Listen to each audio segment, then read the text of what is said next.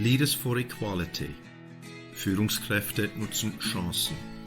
Unter diesem Titel haben wir, ein Team der Organisationspsychologie der Universität St. Gallen, rund 1200 Schweizer Führungskräfte befragt, was Männer in Führungspositionen für die Gleichstellung von Männern und Frauen im Unternehmen tun können. Die Ergebnisse haben gezeigt, dass Männer hier aktiv werden wollen und dies auch bereits sind, zugleich aber noch weiteres Potenzial besteht.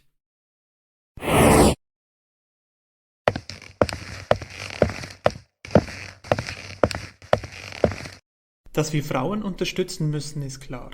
Aber diese Frauenförderung, da weiß ich oft nicht, wie ich das konkret anpacken soll. Und dann will ich sie auch nicht bevormunden.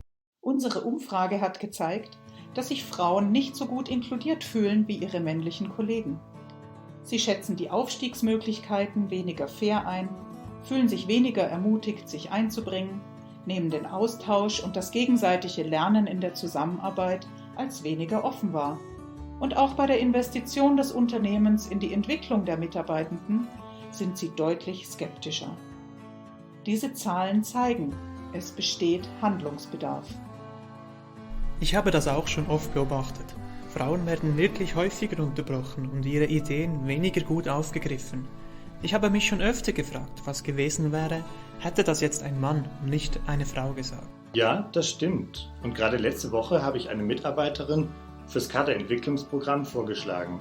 Stell dir vor, sie sagt mir ab, weil sie sich nicht sicher ist, ob sie der Sache gewachsen sei. Dabei macht sie seit Jahren gute Arbeit hier.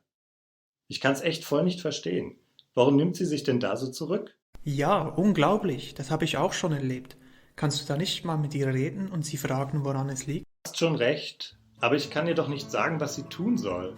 So, als ob sie als Frau das nicht selber wüsste. Nee, da fühle ich mich nicht wohl dabei. Ja, das stimmt schon. So väterlich beschützend kommt echt nicht so gut an. Aber gleichzeitig habe ich auch schon erlebt, dass es Frauen recht schwerfällt, sich so selbstsicher und von sich überzeugt in den Vordergrund zu drängen. Manchmal reicht schon, noch ein zweites Mal zu fragen. Hallo, schön euch zu sehen. Du, sag mal, wir reden gerade darüber, wie Männer Frauen unterstützen könnten. Wie kommt das bei dir denn an, wenn dein Chef deine Absage im Kaderentwicklungsprogramm dabei zu sein nicht akzeptieren wollte und im Gegenteil genauer mit dir über deine Leistung, Kompetenzen, aber auch die möglichen Herausforderungen in der Vereinbarkeit von Beruf und Familie oder so besprechen wollte? Ist das nicht ein bisschen zu viel des Guten? Es kommt drauf an. Es ist sicher eine Gratwanderung. Aber wenn er offen fragt und die Kultur bei uns im Team auch so ist, dass man sich gut aufgehoben fühlt und eine gute Gesprächskultur hat, dann finde ich das schon noch gut. Und ehrlich gesagt, mein letzter Chef hat auch genau das gemacht. Auch ich hatte meine Zweifel, ob ich das packen werde, ob ich das wirklich will und so. Und er hat mich dann nochmals zu einem Gespräch eingeladen, an dem wir die Punkte ganz sachlich durchgegangen sind. Das hat mir viel gebracht und ich war mir meiner Sache hinterher viel sicherer. Echt jetzt? Das hätte ich bei dir nie gedacht. Du kommst immer so tough und selbstsicher rüber. Ja schon, aber als Frau wird dir halt auch weniger zugetraut. Du musst dich immer und in jeder Situation beweisen und das ist nicht gut für das Selbstwertgefühl. Da kommen einfach schon ab und zu Zweifel. Und Familie zu haben und Führungsfrau zu sein, ist auch nicht gerade so verbreitet. Da fehlen uns echt noch die Vorbilder.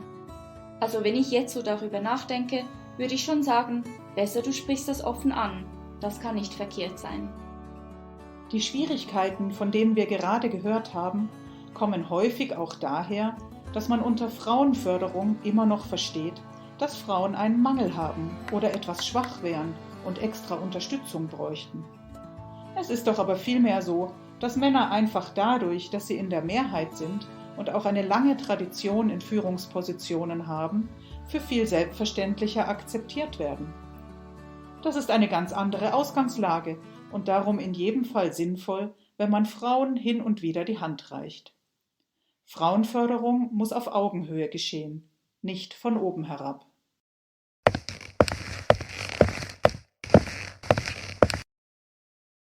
Wie schaut das bei Ihnen aus? Worüber wird bei Ihnen im Unternehmen gesprochen? Welche Situationen fallen Ihnen ein? Tauschen Sie sich dazu mit Ihren Kolleginnen und Kollegen aus? Sehen diese das ähnlich oder anders?